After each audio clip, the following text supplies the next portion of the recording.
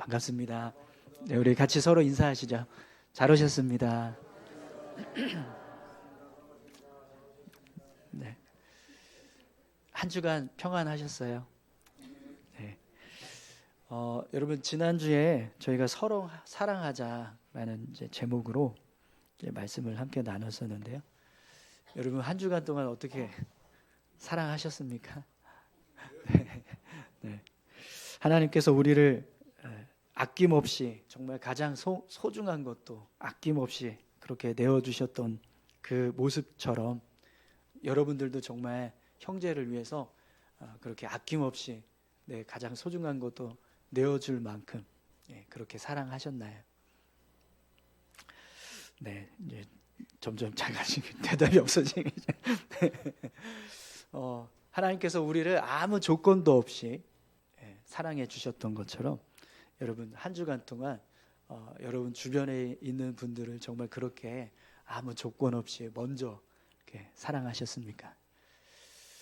네, 감사합니다. 네, 이게 대답이 없는 건 동의한다는 거래요.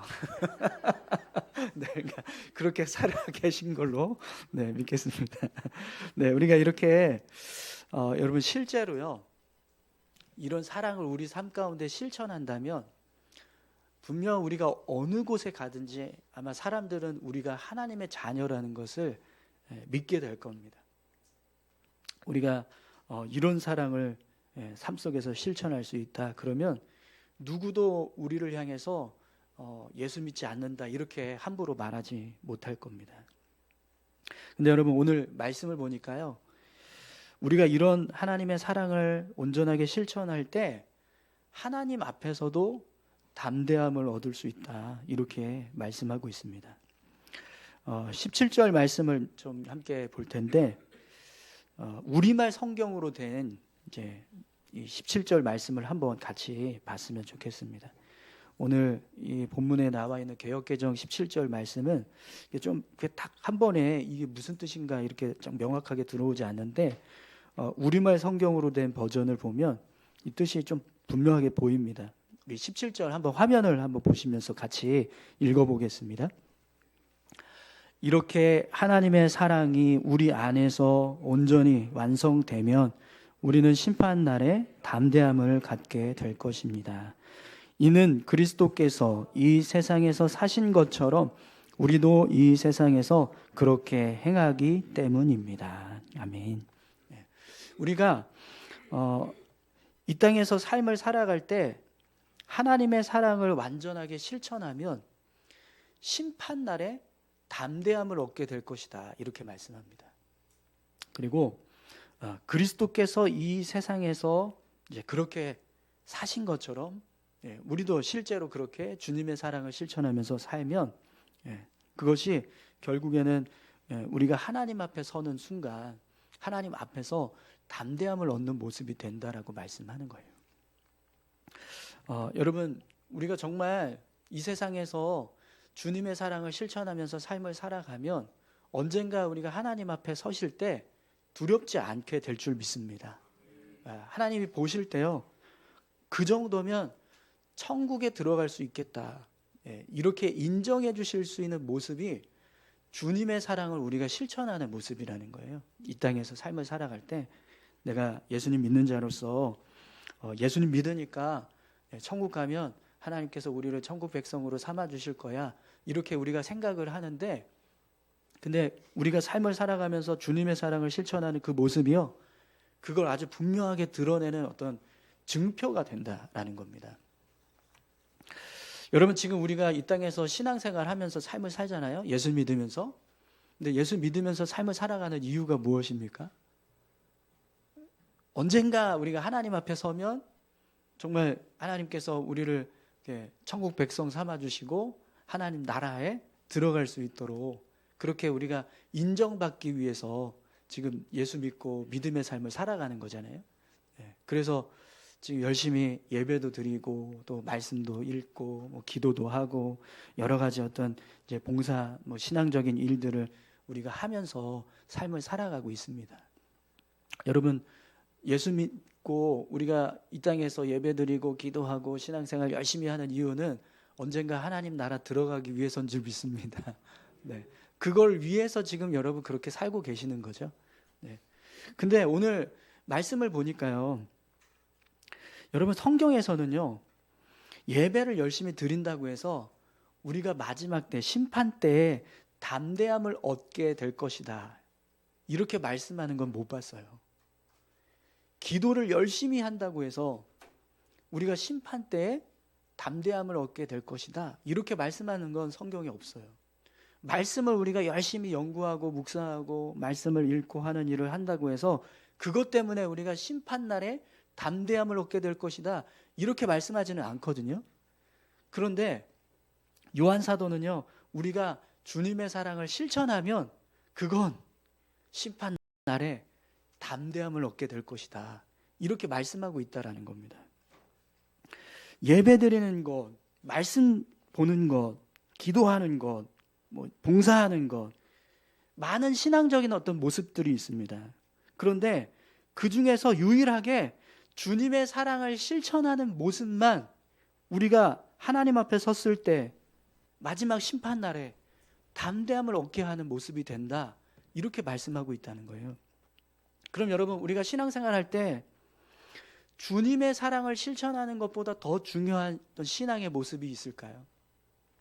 예배 드리는 거, 기도하는 거, 말씀 보는 거, 봉사하는 거 다 중요한데 근데 그것이 우리가 하나님 앞에 섰을 때 담대함을 얻게 하는 건 아니라는 거예요. 하지만 주님의 사랑을 실천하는 모습은 우리가 하나님 앞에 서면 담대함을 얻게 하는 모습이 될 수 있다라는 거죠. 그럼 여러분 이거보다 더 중요한 신앙의 모습이 어디에 있겠습니까? 예배 드리는 것보다, 기도하는 것보다, 말씀 읽는 것보다, 어떤 봉사하는 일보다 주님의 사랑을 우리가 삶 가운데서 실천하는 것이 가장 중요한 일이라는 거예요. 그래서 고린도전서 13장에 보면 이런 말씀을 해요. 내가 사람의 방언과 천사의 말을 할지라도 사랑이 없으면 소리나는 구리와 울리는 꽹과리가 되고 내가 예언하는 능력이 있어 모든 비밀과 모든 지식을 알고 또 산을 옮길 만한 모든 믿음이 있을지라도 사랑이 없으면 내가 아무것도 아니요. 내가 내게 있는 모든 것으로 구제하고 또 내 몸을 불사르게 내줄지라도 사랑이 없으면 내게 아무 유익이 없느니라. 아멘. 여러분 예언하는 거 이게 얼마나 큰 일입니까? 여러분 예언하세요? 방언만 해도 우리가 대단하다고 하잖아요. 그죠? 근데 예언하는 것보다 사랑하는 게 더 크다는 거예요. 산을 옮길 만한 믿음을 소유하는 거. 여러분 이게 얼마나 대단한 일입니까? 산 옮길 수 있는 믿음 있으십니까? 그걸 소유하는 것보다도 사랑이 없으면 아무것도 아니라고 말합니다. 내 모든 것을 다 내어주고 내 몸도 불사르게 내어주는 헌신을 했는데 사랑이 없으면 아무것도 아니다. 이렇게 성경은 말씀하고 있습니다. 그러니까 주님의 사랑을 우리가 삶 가운데서 실천하며 살아가는 이 모습이 방언하는 것, 예언하는 것, 산을 옮길 만한 믿음을 갖는 것, 몸을 불사르게 내어주는 것보다 크다라는 거예요.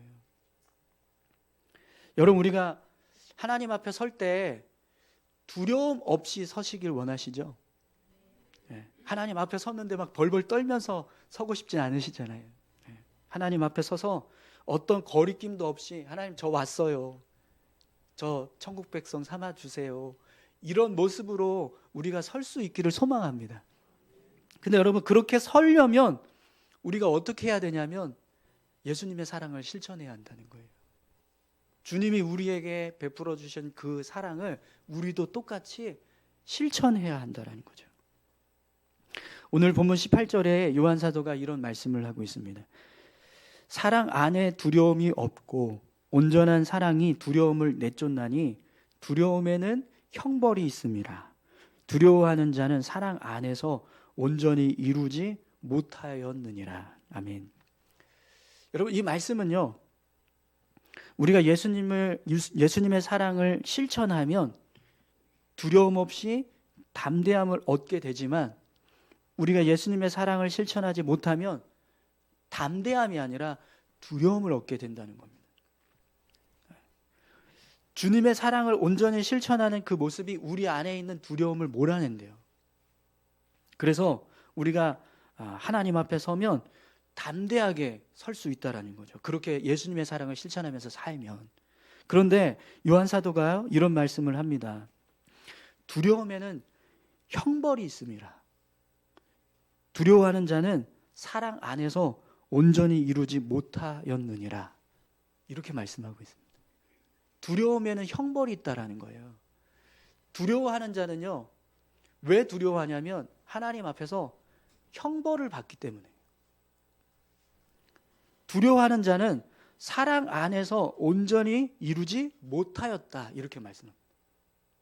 여러분, 이 말씀은요, 주님의 사랑을 실천하지 못하면 우리가 하나님 앞에 서면 형벌을 받는다. 주님의 사랑을 실천하지 못하면 우리 안에 두려움이 있기 때문에 하나님 앞에서 온전하게 서 있는 모습이 아니다라는 거예요.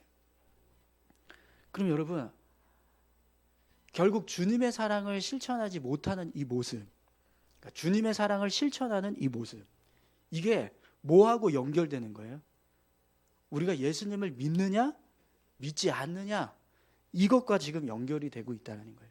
내가 주님의 사랑을 온전하게 실천한다, 그러면 내가 예수 믿는 자라는 것을 하나님께서 인정하시고 하나님 앞에 담대하게 설 수 있다라는 거죠. 그러나 내가 주님의 사랑을 온전히 실천하지 않았다, 그러면 하나님께서 내가 예수님을 믿는다는 것을 인정하지 않으신다는 거예요. 그래서 우리가 하나님 앞에 설 때 두려움으로 서게 된다는 거죠. 여러분, 예수님 안에 거하지 않는 것, 우리가 예수님을 믿지 않는다는 것, 이건 결국에는 우리 신앙을 완전히 인정받지 못하는 모습을 말하는 거거든요. 그래서 오늘 본문 20절에서 21절까지 말씀을 보니까 요한 사도가 이렇게 말씀하고 있습니다. 우리 같이 한번 읽겠습니다. 20절에서 21절까지 말씀입니다. 누구든지 하나님을 사랑하노라 하고 그 형제를 미워하면 이는 거짓말하는 자니 보는 바 그 형제를 사랑하지 아니하는 자는 보지 못하는 바 하나님을 사랑할 수 없느니라. 우리가 이 계명을 주께 받았나니 하나님을 사랑하는 자는 또한 그 형제를 사랑할지니라. 아멘. 요한 사도가요, 하나님을 사랑하노라 하면서 형제를 미워하면 그 사람은 거짓말하는 사람이라고 말합니다. 뭘 거짓말한다는 거예요? 하나님을 사랑한다라고 말하는 것이 거짓이라는 겁니다. 그런데 그 이유가요, 이렇습니다. 보이는 형제도 사랑하지 못하는데 어떻게 보이지 않는 하나님을 사랑할 수 있겠느냐라는 거예요. 여러분, 하나님께서 우리에게 형제를 사랑하라고 말씀하셨거든요. 우리가 그 말씀 때문에 형제를 사랑하는 건데, 근데 눈에 보이는 형제, 그 하나님께서 사랑하라고 말씀하신 그 형제, 하나님의 형상을 담고 있는 그 형제를 우리가 사랑하지 않는다면 우리가 어떻게 눈에 보이지도 않는 그 하나님을 사랑할 수 있겠느냐라는 겁니다. 여러분, 성경은 사람을 하나님의 형상을 닮은 존재라고 말합니다. 창세기 1장 26절에서 하나님이 인간을 창조하실 때 우리의 형상을 따라 우리의 모양대로 사람을 만들자, 이렇게 말씀하셨어요. 그러니까 사람은 하나님의 닮은 꼴입니다. 아멘이십니까? 네. 우리 옆에 계신 분들 이렇게 같이 서로 축복할까? 당신은 하나님의 닮은 꼴입니다. 네. 네. 우리 옆에 계신 분들 그 안에 하나님의 형상과 모양이 담겨져 있다라는 거예요. 그래서 그분이 하나님의 닮은 꼴이 된다는 겁니다. 그렇다면 여러분, 우리가 하나님의 닮은 꼴인 그 형제를 사랑하지 않는다라고 해보세요. 그럼 어떻게 그 모습이 하나님을 사랑하는 사람의 모습이라고 할 수 있겠냐라는 겁니다. 자, 그래서 여러분, 우리의 믿음이 진실한 믿음이다, 이걸 증명할 수 있는 증거가 바로 예수님의 사랑을 실천하느냐, 이게 증거라는 거예요. 오늘 저와 여러분들이 예수님을 믿는 자로 형제를 사랑하실 수 있기를 소망합니다. 분명히 예수님을 믿는 사람은요, 형제를 사랑합니다. 그러면 여러분, 오늘 저와 여러분들이 예수 믿는 줄 믿습니다. 그래서 지금 우리가 함께 예배 드리고 있는 거죠. 그렇다면 한번 생각해 보십시오. 나는 정말 형제를 사랑하고 있는가? 예수님 우리를 사랑하신 것처럼 그렇게 나도 형제를 사랑하고 있는가? 나는 주님의 사랑으로 내 주변에 있는 사람들을 그렇게 사랑하고 있는가? 성경에 주님의 사랑을 실천했던 사람들의 모습이 나와요. 제가 세 사람을 좀 소개시켜 드리겠습니다. 사도행전 7장에 보면 스데반이 사내들인 공회원들에게 끌려가서 결국 순교를 당하게 됩니다. 여러분, 스데반이 어떻게 순교당했는지 아시죠? 돌에 맞아서 죽었습니다. 돌에 맞아서. 근데 스데반이요, 돌에 맞아 죽으면서 마지막으로 했던 기도가 있습니다. 사도행전 7장 60절 말씀인데요. 무릎을 꿇고 크게 불러 이르되 주여 이 죄를 그들에게 돌리지 마옵소서. 이 말을 하고 자니라. 아멘. 스데반은요, 자신을 돌로 치는 사람들, 돌에 맞아 죽으면서도 자신을 돌로 치고 있는 그 사람들을 향해서 하나님 용서해 주십시오, 이렇게 기도하면서 순교했다는 거예요. 그들의 죄를 돌리지 말아 주십시오, 이렇게 기도했습니다. 여러분, 근데 이 고백이요, 예수님께서 고백하신 거 아시죠? 십자가 도상에서 예수님 숨이 끊어지실 때 그때 했던 기도가 바로 이 기도였어요. 저들이 하는 일을 알지 못하기 때문입니다. 그러니까 저들에게 죄를 돌리지 마십시오, 이렇게 예수님도 기도하셨거든요. 그렇기 때문에 여러분, 스데반이 지금 자신을 향해서 돌을 던지는 사람들에게 용서를 구하는 이 기도는 분명 예수님의 사랑을 실천하는 모습인 줄 믿습니다. 자, 그러면 여러분, 나를 향해서 돌을 던지고 있는 사람들을 향해서 용서를 구하는 기도를 해보셨나요? 여러분들을 향해서 증오와 미움을 드러내고 있는 사람들을 향해서 용서해달라고, 저들의 죄를 돌리지 말아 주십시오 라고 간구해 보신 적 있으십니까? 창세기 45장에 보면 요셉이 자신을 애굽으로 팔아 넘겼던 형제들을 이제 만나는 모습이 나옵니다. 근데 그때 요셉이 자신의 형들에게 자기 정체를 밝히면서 이런 고백을 해요. 창세기 45장 5절 말씀입니다. 당신들이 나를 이곳에 팔았다고 해서 근심하지 마소서, 한탄하지 마소서. 하나님이 생명을 구원하시려고 나를 당신들보다 먼저 보내셨나이다. 아멘. 요셉은요, 형들에게 자신이 애굽으로 팔려간 것이 하나님의 섭니다. 하나님께서 우리 가족을 살리시기 위해서 그렇게 하신 것이다. 그러니까 자신을 애굽에 팔아 넘긴 일에 대해서 근심하거나 한탄하지 말라, 이렇게 이야기를 합니다. 여러분, 요셉이요, 형들의 잘못을 하나님의 섭리로 이해하고 그들을 용서하는 모습도 분명 주님의 사랑을 실천하는 모습일 겁니다. 그러면 여러분, 한번 우리를 생각해 보십시오.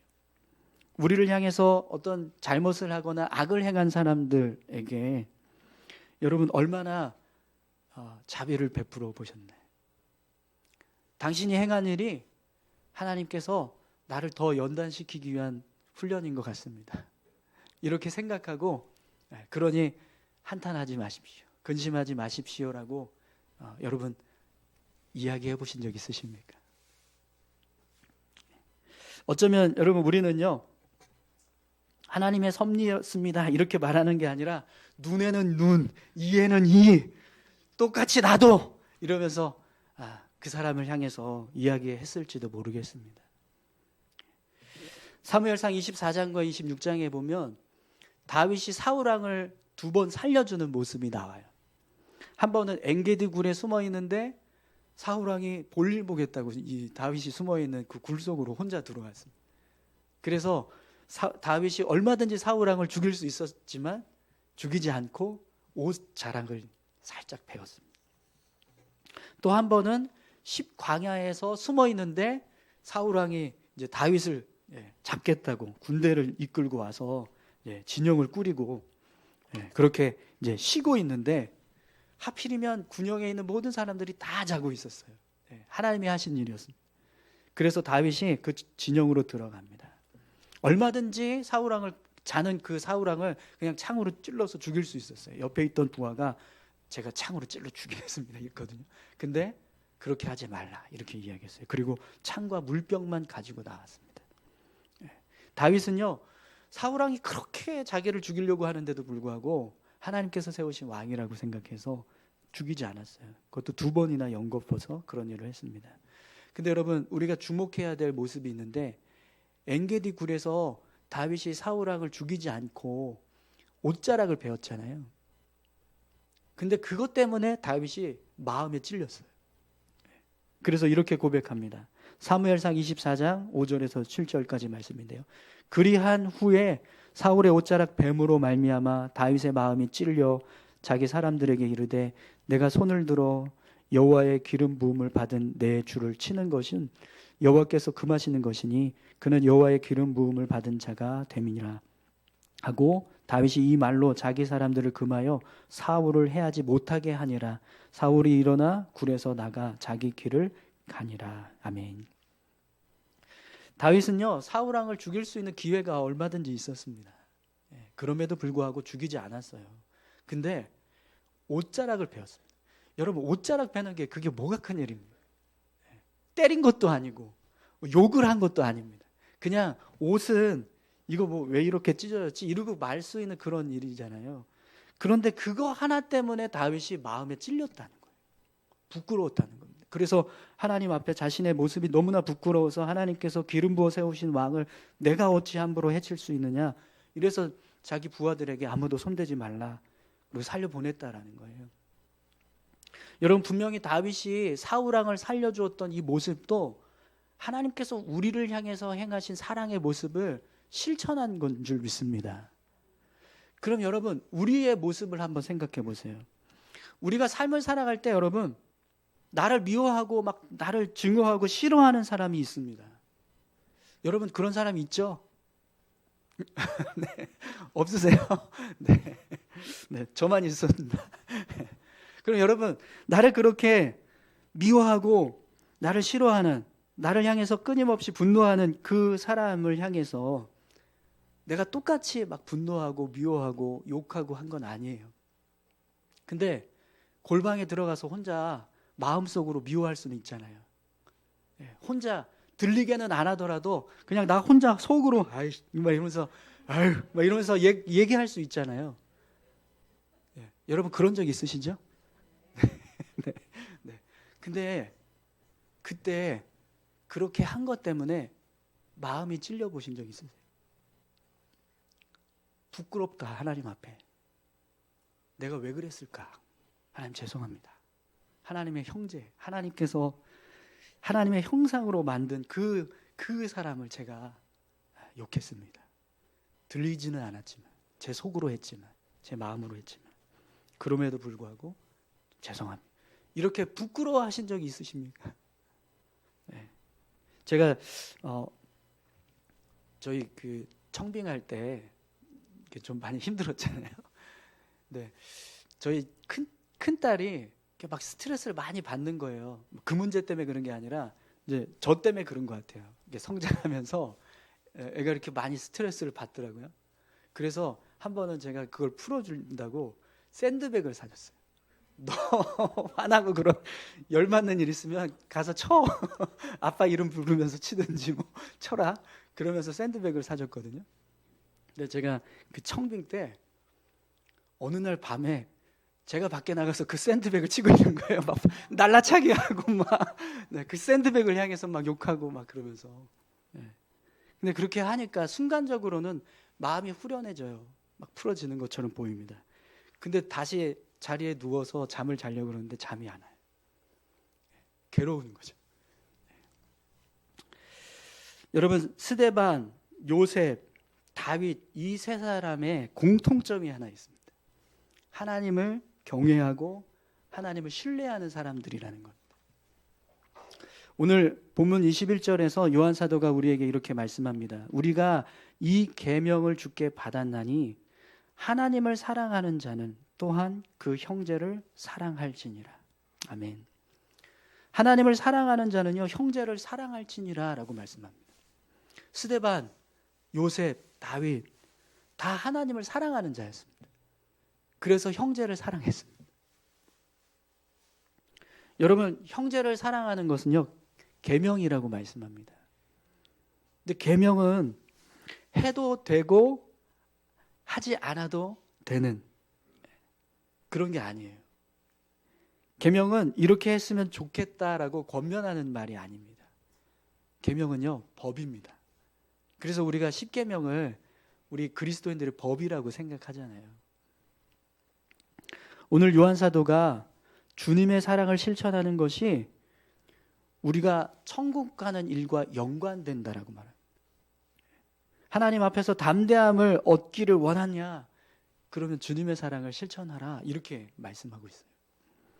또 주님의 사랑을 실천하는 것이요 우리가 예수님을 믿는 것과도 연관이 된다고 말씀합니다. 예수님을 믿느냐?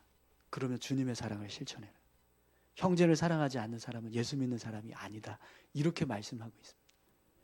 그럼 여러분 한번 생각해 보세요. 주님의 사랑을 실천하는 이 일이 우리가 천국 가느냐 안 가느냐의 문제고 내가 예수님을 믿느냐 안 믿느냐의 문제가 된다면 이게 얼마나 중요한 일입니까?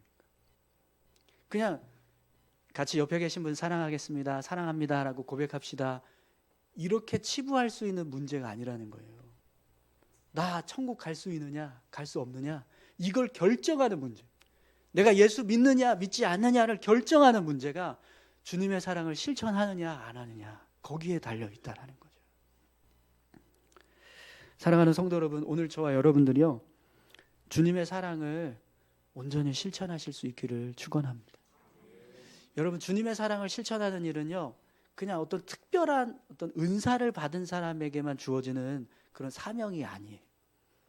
그리스도인이라면 누구나 다 지켜야 할 계명입니다. 그렇기 때문에 오늘 저와 여러분들이 예수님을 믿는다면 우리 옆에 계신 분한테 이렇게 여쭤보시겠어요? 예수 믿으십니까? 네, 해보세요 빨리. 예수 믿으십니까? 네. 그러면 이렇게 말씀하십시오. 형제를 사랑하십시오.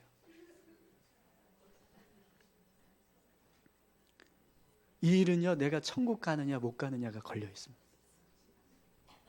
내가 예수님을 믿느냐 믿지 않느냐가 걸려 있어요. 그렇기 때문에 이건 우리가 그냥 열심히 해야 될 일이 아니라 생명을 걸어야 하는 일입니다. 오늘 옆에 계신 분들에게 이렇게 다시 한번 권면하겠습니다. 온 힘을 다해 형제를 사랑합시다. 한 번 더 하겠습니다. 생명 걸고 주님의 사랑을 실천합시다.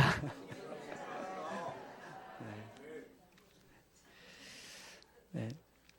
근데 여러분, 스데반처럼, 요셉처럼, 다윗처럼 이렇게 주님의 사랑을 실천한다는 게 이게 어려워요. 어렵죠? 예, 솔직히 저도 어렵더라고요. 예, 그렇게 해야지 하는데 마음은 그렇게 해야지, 머리는 그렇게 해야 되는데 몸은 안 따라줘요. 막. 네, 솔직히 우리는요 이런 주님의 사랑을 실천할 수 있는 능력이 없어요. 근데 여러분, 하나님은 하실 수 있습니다. 아멘이시죠? 네. 그리고 주님은 우리에게 그런 사랑을 부어 주셨어요. 오늘 요한 사도가 우리에게 우리가 사랑함은 그가 먼저 우리를 말씀합니다. 그러니까 우리가 사랑하는 이유는 예수님이 우리를 사랑하셨기 때문에, 그 사랑 때문에, 그 사랑을 힘입어서 우리가 사랑할 수 있다라는 거예요. 우리 안에 예수님의 사랑이 이미 부어졌습니다. 그렇기 때문에 우리가 그 사랑을 붙잡으면 내 마음은, 내 생각은, 내 의지는 불가능하지만 그 주님의 사랑으로 힘입어서 우리가 주님의 사랑을 온전하게 실천할 수 있다는 거예요. 그렇기 때문에 여러분, 내가 정말 사랑해야 될 사람이 생긴다. 이 말은 내가 정말 미워하는 사람이 생겼다 이 말입니다. 정말 나를 정말 힘들게 하고 괴롭게 하고 내 마음을 분노케 하고 도저히 이해할 수 없는 그런 행동을 하는 사람이 있다. 그래서 내가 그 사람을 용서하고 사랑해야 된다라고 할 때 여러분 우리가 이 고백을 해야 합니다. 나는 아무것도 아닙니다. 주님의 사랑이 없으면 남은 아무것도 못합니다. 주님의 생명이 없으면. 우리 같이 함께 찬양하시겠습니다.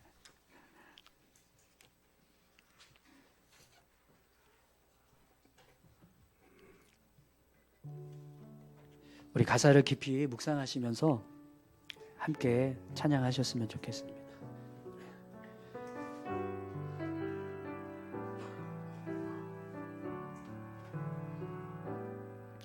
나는 아무것도 아닙니다. 주님의 사랑이 없으면 나는 아무것도 모릅니다. 주님의 지혜가 없으면 나는 아무것도 못합니다. 주님의 능력이 없으면 나는 한순간도 못 삽니다. 주님의 생명이 없으면 이제 내가 사는 것 아니요. 그리스도 내 안에 사시니 오직 그의 사명이 나의 생명, 나의 모든 날들도 주의 것. 나는 오직 한 분 바랍니다. 나의 아버지, 나의 구원, 나의 주. 여러분 한번 눈을 감고 한번 생각해 보시겠어요? 혹시 지금 내가 미워하는 사람은 없으십니까?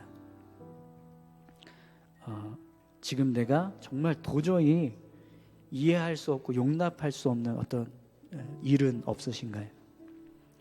우리 안에 그런 마음이 드는 사람이 있다면, 그리고 그런 일이 있다면 우리 이 시간에 같이 함께 기도하기 원합니다. 주님, 그 사람 사랑할 수 있게 해주십시오. 하나님, 그 일 이해할 수 있게 해주십시오. 하나님, 이제는 제가 용서할 수 있게, 이제는 제가 사랑할 수 있게, 그래야 제가 천국 가고, 그래야 제가 예수 믿는 사람이라는 것을 증명할 수 있다면 주님, 이제는 사랑할 수 있게 해주십시오. 용서할 수 있게 해주십시오 라고 같이 함께 기도했으면 좋겠습니다. 여러분, 정말 내 마음 가운데 걸림이 되고 있고 힘들게 하는 그런 누군가가 있다면, 어떤 일이 있다면 주님의 사랑으로 덮게 해달라고, 그래서 용서할 수 있게 해달라고, 이해할 수 있게 해달라고 같이 함께 기도하기 원합니다. 다 같이 함께 기도하시겠습니다. 하나님 아버지, 감사합니다. 하나님, 오늘 요한 사도의 말씀 우리가 붙잡길 원합니다. 우리가 삶을 살아갈 때 하나님, 정말 하나님의 백성이라는 것 드러낼 수 있도록 주님, 우리 안에 있는 미움과 증오와 아버지 하나님 질투와 분노 주님 다 사라지게 도와주십시오. 나를 힘들게 하는 사람들, 나를 괴롭게 하는 사람들, 내 마음을 슬프게 하는 사람들이 있습니다. 주여, 아무리 그들이 나를 헤아지르고 나를 욕하고 나를 향해서 분노를 퍼붓는다 할지라도 주님을 사랑하는 그 마음으로 용서할 수 있게 도와주십시오. 도저히 내 마음으로는 이해가 안 되고 내 마음으로는 용서할 수 없는 사람일지라도 아버지 하나님, 그를 용서할 수 있게 해주시옵소서. 주님의 사랑으로 덮어주십시오. 사랑의 눈으로 볼 수 있게 도와주시옵소서. 이해할 수 있는 마음을 부어주시옵소서. 주님의 사랑이 그 마음 가운데 부어지게 하셔서 하나님, 그 사람이 달리 보이게 도와주십시오. 그 모습이 달리 보일 수 있게 도와주십시오. 아버지 하나님, 우리 모두에게 주님의 사랑을 부어주시고 주님의 사랑을 넘치게 하셔서 사랑하게 해주십시오. 사랑할 수 있게 해주십시오. 주님 사랑하게 도와주십시오.